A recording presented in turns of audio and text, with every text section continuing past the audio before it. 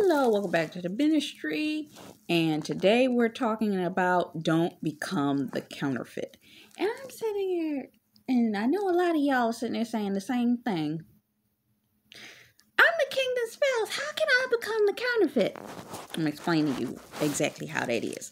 Because when God gave this to me this morning, I was like, wait a minute, we've talked about this before. He gave me a detailed understanding of what you have to be careful of. Don't get lax because you came into your marriage, okay?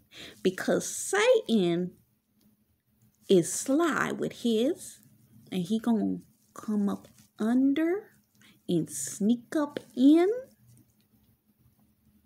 and you be sitting up there wondering, wait a minute, all of a sudden now I am I'm about to tell you exactly what it is. I did a review, which a lot of people didn't watch. It was a 2-part review on the film Disenchanted. Disenchanted. Not enchanted, disenchanted. Okay? In that film, you saw who started out to be the lovely character that everybody had fallen in love with, that had that beautiful heart and spirit, turn into an evil witch. And you can look that up if you want to, but I'm just giving you that reference. How does the kingdom spouse, and how could the kingdom spouse potentially turn into a counterfeit? Here we go. What do I mean?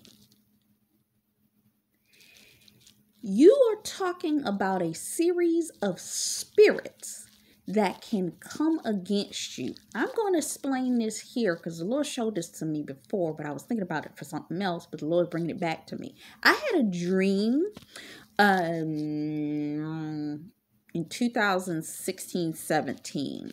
God showed me I was at a point that I was birthing something back at that point in time. But I had a dream just before that happened that I was on the side of the road, grabbed up, a cloaked figure was standing at the end of the road, and then I got banked by like 5 to 7 people. I'm sitting up there like, they stabbed me in the gut. I'm laying on the ground dying. I'm sitting up there, what is this, Lord? Why is it?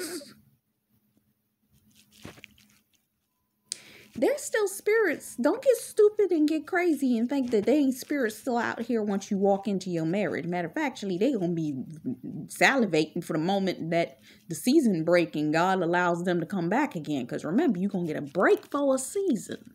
But there's going to be a season when they're going to be allowed to return. And remember, when the enemy sees that his house is swept clean, what happened? He comes back with 7 worse than what left in the first place. Right? So don't think you're going to get over there and get comfortable. You're going to adjust. Oh, you're going to adjust. Definitely. But you ain't going to get over there and get comfortable. Because if you get over there and get comfortable, watch what happens. I'm about to tell you what will happen if you get over there and get comfortable.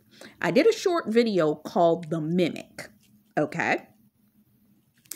The mimic is when you become comfortable and you start to, what's the word? Display a level of, what is it? It's almost as if you're mimicking somebody else, and it's not intentional. You will start to emote what you listen to. If you, and you've heard me say this before, I listen to Trust and Obedience and Magic Ministries all the time. But if all I listened to was Trust and Obey Imagine Ministries all the time, I'd start talking like her. And you would see me start talking like her. You understand what I'm saying? If all I listened to was, who's another popular Kingdom Marriage person? Queen Alita all the time, I'd start talking like her. If all I listened to was Tiffany Montgomery all the time, I'd start talking like her. Do you understand what I'm saying? You ever heard the saying, you are a reflection of the 5 closest people to you? If you don't have 5 friends, but let's say you're listening to 5 prophetic people online, you're going to sound like them 5 prophetic people online. My coach said this one time. She was talking about the fact that she is underneath her pastor in church. She says that she's starting to reflect her pastor. If I stayed as connected to my coach as I used to, I would be reflecting my coach. You understand what I'm saying? Why am I saying this? A mimic reflects near identicalness. Tiffany Montgomery just did a word a couple weeks back called prophetic plagiarism. Okay? And she talked about people going and stealing people's words word for word, completely and totally identically. Now, Stephanie P did a word, and she talks about this when it comes down to spiritual transfer spells. Okay? I need you to hear what I'm saying.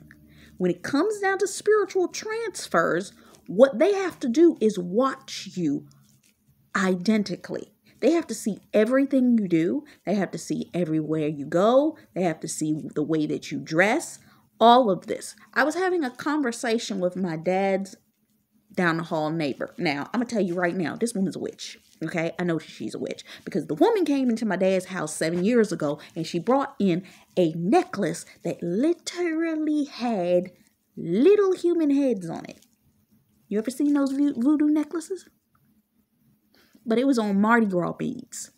And she brought this damn thing up next to me and laid it on me back when I didn't know no damn better. I jumped up out that daggone chair and I was in that bathroom praying the heavens down. Because this one, she walked up to me 2 days ago. And she was like, I like them shoes you wearing. You should give me them shoes. Excuse me. And I'm sitting there in my mind, I'm saying all kinds of things. God, this is there. Which one? Don't get this one away from me. If you don't get this one away from me. I'm sitting there getting mad. What am I trying to say? That you, depending on who you're associated with, how you align yourself, you actually start to act like the counterfeit. Did you not just pay attention to everything I just said? The counterfeit is a spiritual stronghold that is a reflection that works with the spirit of pride, the spirit of Levi that twists words and what you hear of them. The spirit of rebellion. You will rebel against the very leadership that your husband's supposed to be in your marriage. Huh? Yeah.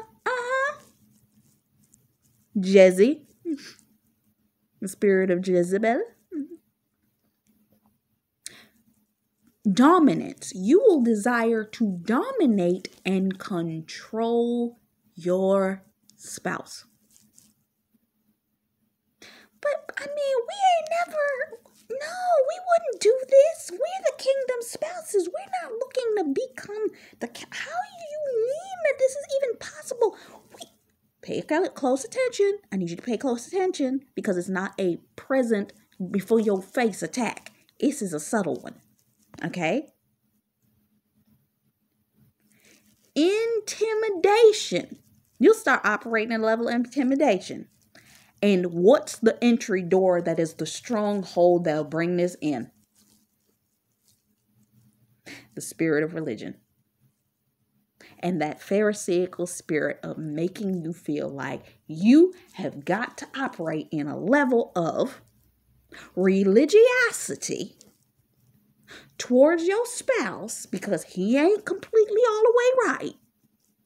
And your pride in the word of God, because you will make God word into an idol and you will weaponize it.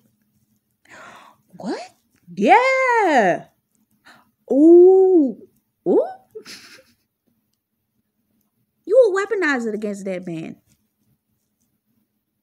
and use it as a form of intimidation, domination over him.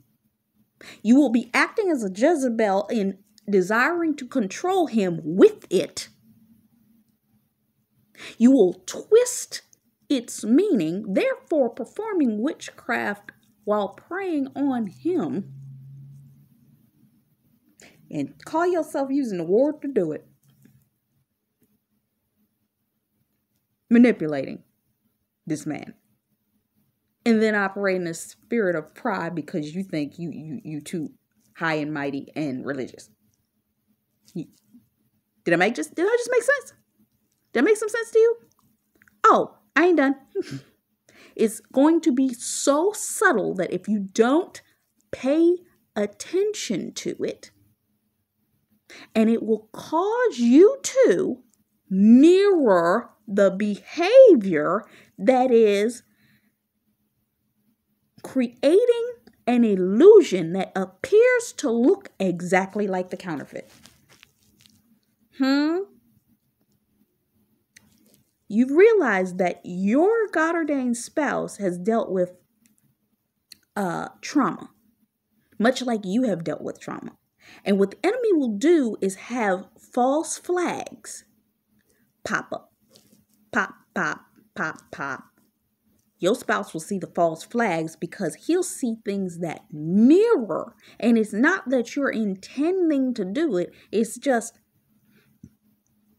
remember, the counterfeit was trying to mirror you. So you're just being you, and he sees a similar action, but the reaction's going to be different. And you have to remember to react different because I'm about to tell you why. Pay close attention.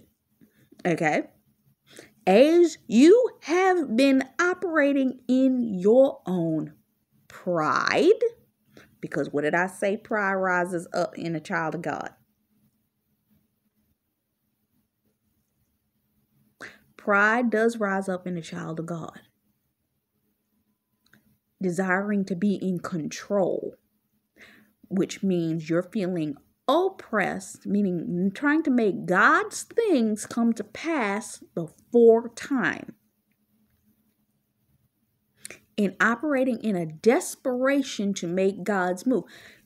God has things that he wants you to do, but a lot of us in this season, especially coming into these marriages, have been in a state where we felt like, oh, I got to do this. I got to do this. God, what you need me to do? And God's saying, I need you to sit and rest and wait. And you're sitting up there, well, I need to make sure I'm finishing this.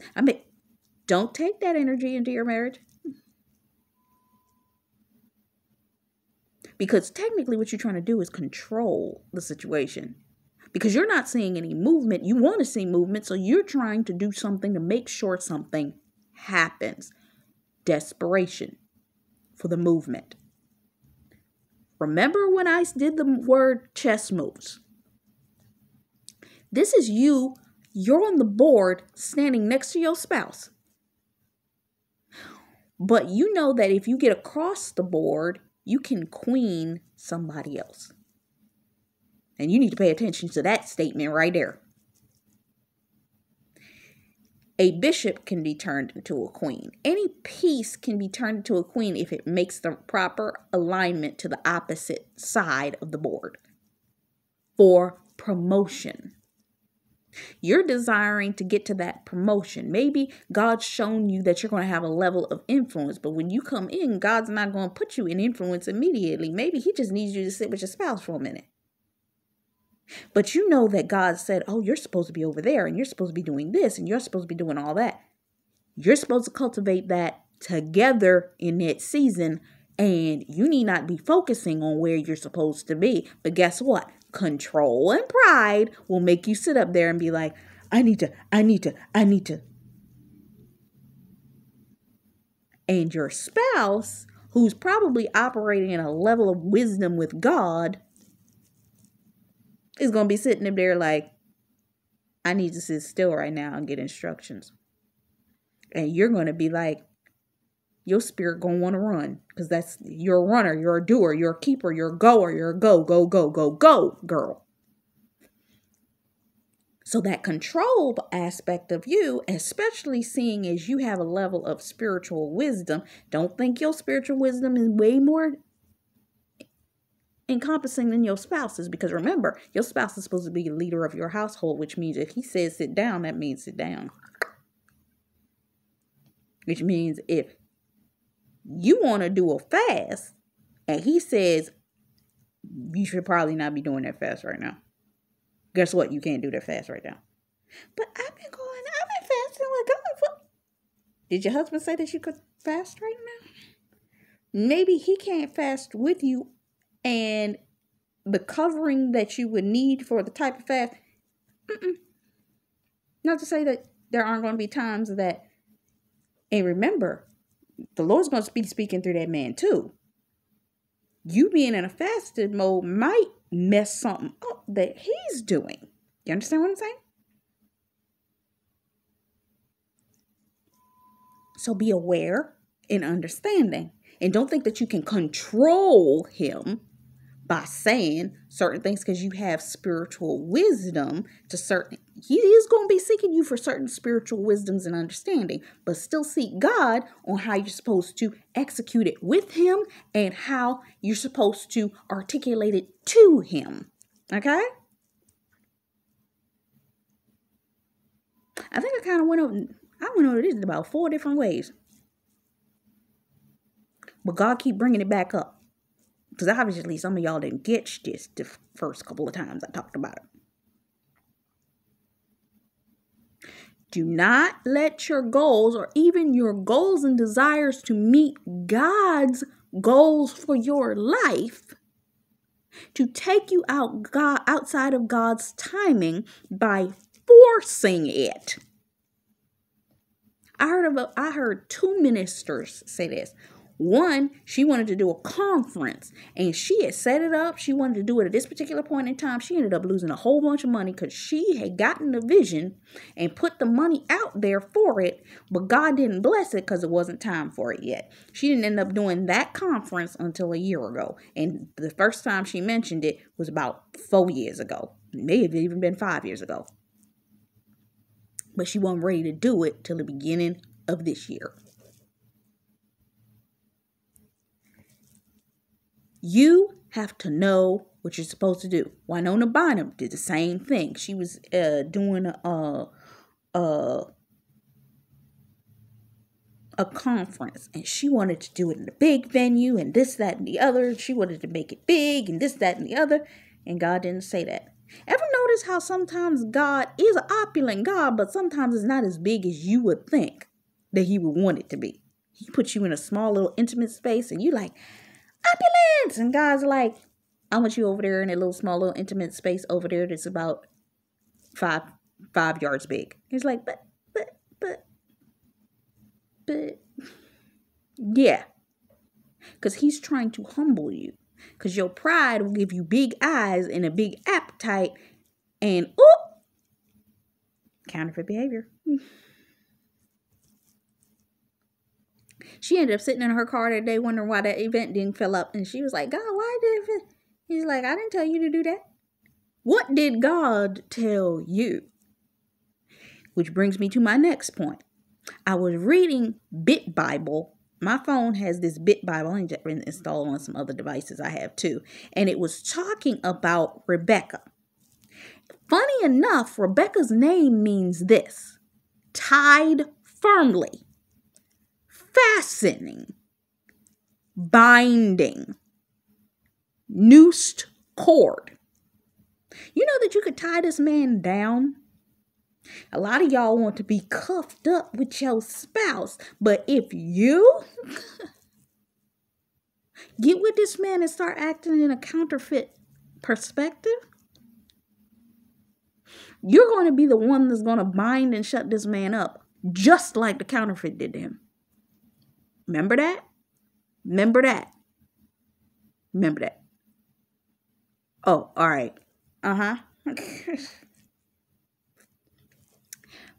Rebecca did not seek God, but was operating in her own naughtiness of her own heart, that she caused a manipulation of Jacob to cause and create a division by her own control.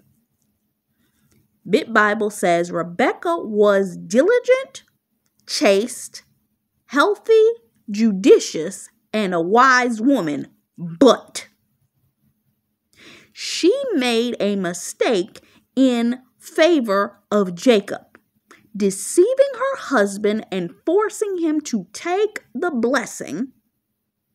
She should have waited for God's providence.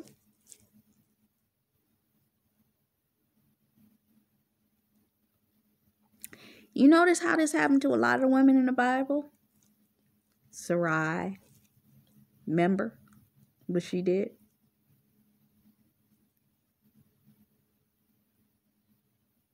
There wouldn't even be an Ishmael, and there wouldn't even be a fight going on in Israel right now if it wasn't for Ishmael.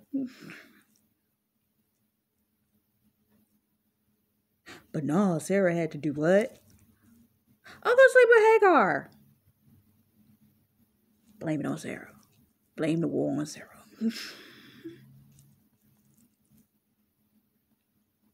The things that reflect in marriages today, I learned in reading Love and Respect. It's a level of confusion that the wife causes, desiring to have control, refusing to give the man sex, and then controlling how and when he gets it. Weaponizing the Bible against him. Let me say that again. Weaponizing the Bible against him, and then doing it so with your children.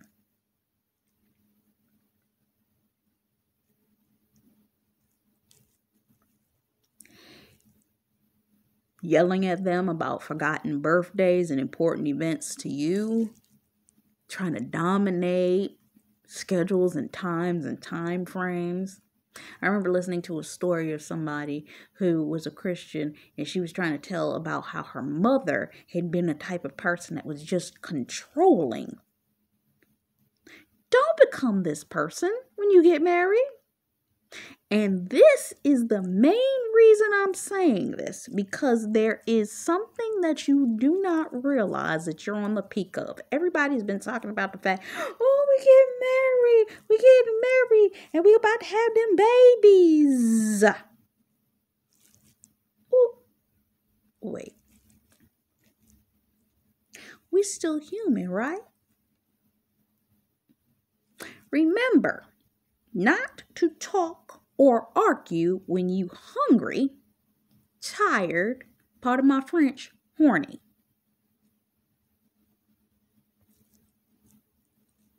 This is going to be the most important to you, and pay close attention. Did I not just say pregnant? During and after pregnancy. When are your hormones most vital? During your premenstrual cycle. How many of y'all have gone through the roof in the past few months during your premenstrual cycle? I've been more nauseated, frustrated, irritable, and irritated than I've ever been in years on my time of the month. You hear them sirens? That means pay attention.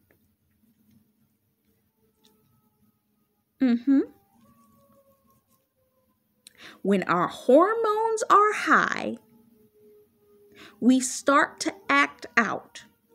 Triggers during premenstrual cycles will cause you to pay attention to what triggers you. If you pay attention to those things, I need you to start writing these things down, because these are warning signs of what triggers you and what will trigger you during your pregnancy. Because guess what? That premenstrual cycle where you frustrated, angry, mad for like 1 week is going to be 9 months.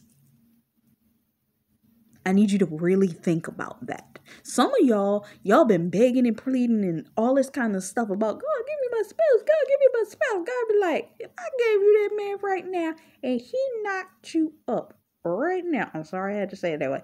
If he knocked you up right now, do you realize your mood swings? You would be tearing that man's head off. And he be sitting up there, she just like the last one. And it had nothing to do with anything to do with that. You know what it was?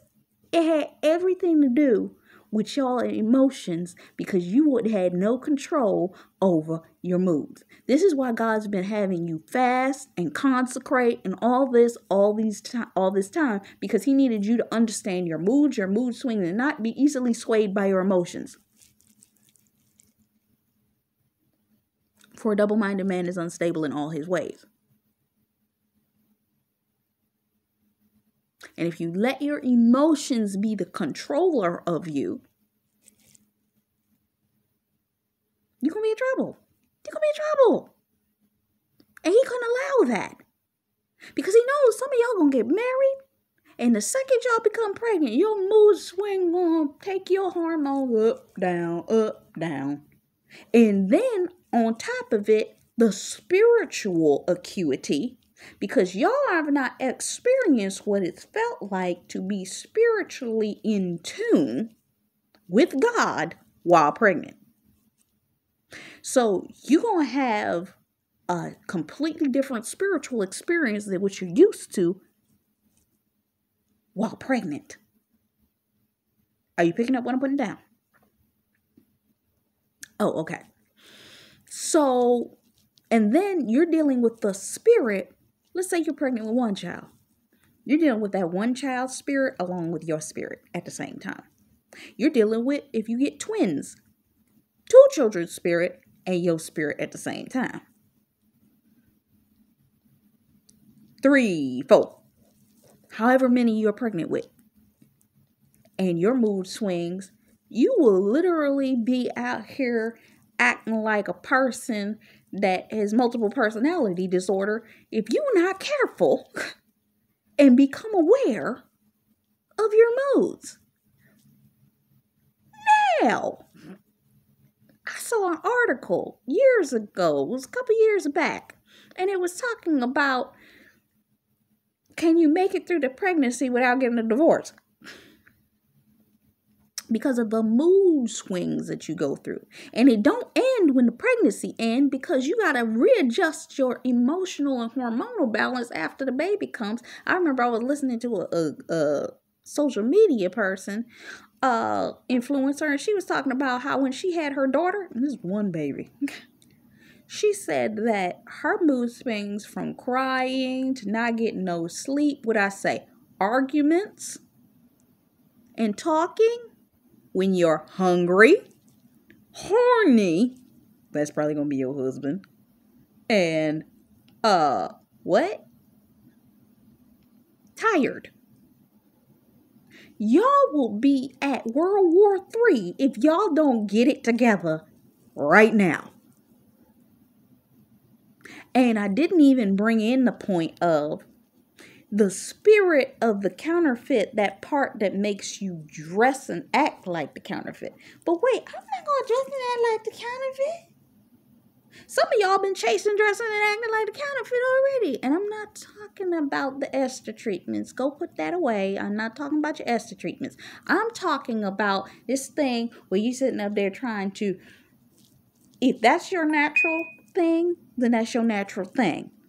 But I'm talking about those of you that used to wear the high cut tops and the low cut this and all that kind of stuff, and you can't wait to get to your marriage because you have the excuse that you think that you're gonna go back and start dressing like that again. You're a kingdom wife. You can't be walking around dressed like that no more. But if you're not careful, because if you're not paying attention and that spirit ain't been broken off of you, and you think say ain't gonna come back and try to slip that in when you at the clothing store and you and your husband are out and you sitting there like looking at the clothes and you like, I used to dress like this, baby. You want me to wear this? Because that spirit will come over you. You've heard me say this before. Spirits will come over you. And next thing you'll know, you be trying to dress like her. You be trying to dress like that chick.